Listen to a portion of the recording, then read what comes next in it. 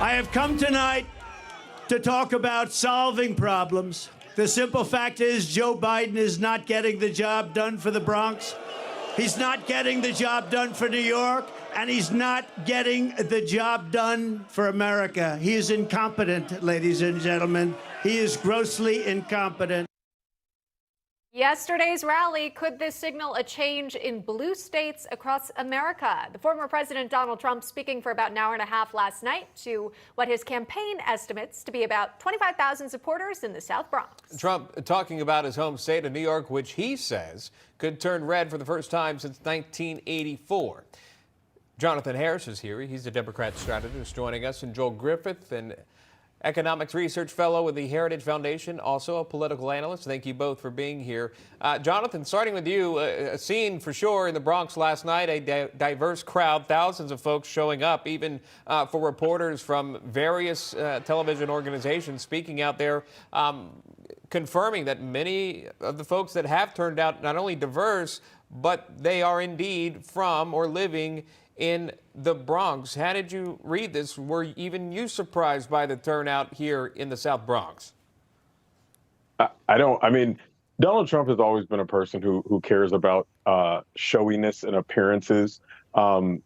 Rallies don't mean anything. They don't. Votes are what means something. I mean, he held rallies all throughout his presidency and was left office as the most unpopular president in the history of Gallup polling.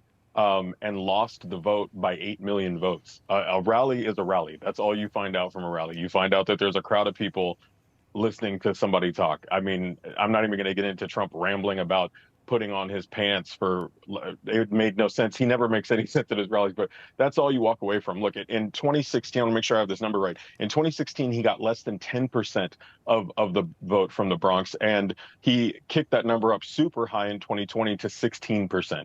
So he can hold all the rallies he wants.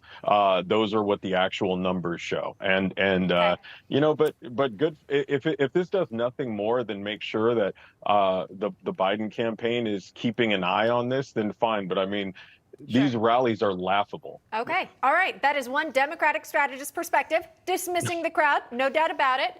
But I'll show you this. This is Democratic Governor of New York, Kathy Hochul. She's taken it one step further. She actually has a nickname and how she views these rally attendees. Let's watch. And invite all his clowns to a place like the Bronx. New York will never, ever support Donald Trump for president. He wants to spend his time doing these made-up fake rallies and pretending their support here. Be my guest, because while you're doing that, Donald Trump, Joe Biden's out there on the other side, making sure he's delivering for all Americans. So Jonathan was nice. He left the nicknames away today.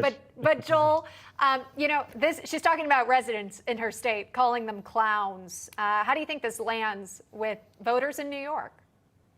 I think Governor Hochul's statement was just so dismissive of the severe problems that New Yorkers in particular are facing right now. You know, we're all dealing with the impact of high inflation, eroding real wages, the impact of illegal immigration, and of course, rising crime. But this is acutely felt in New York City, which went from being one of the safer big cities in the Western Hemisphere to now with soaring crime and illegal immigrants overrunning basic city services. Residents are really feeling the pain here. And I know the governor might not feel the pain because I'm sure she does not live in one of these middle-class neighborhoods. But for the many thousands of people who were gathered yesterday, I really don't believe it was just an expression of support for former President Trump. I think it was an expression of the fact that these residents across New York City are dealing with problems that they have not had to face in their lifetimes.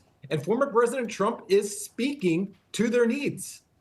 All right. But where did those problems come from? I mean, let's be honest. Those problems didn't come from President Biden. They came from a pandemic that Donald Trump said was fake for the majority of the year that it happened. I do have to cut you off. I wouldn't typically have to do it, but we are up against time. We got another show coming up at noon and a commercial break. Jonathan Harris, thank you for that. Joel Griffith. Two differing opinions. We appreciate all right here on National Report. Thanks so much. We return on the other side of this great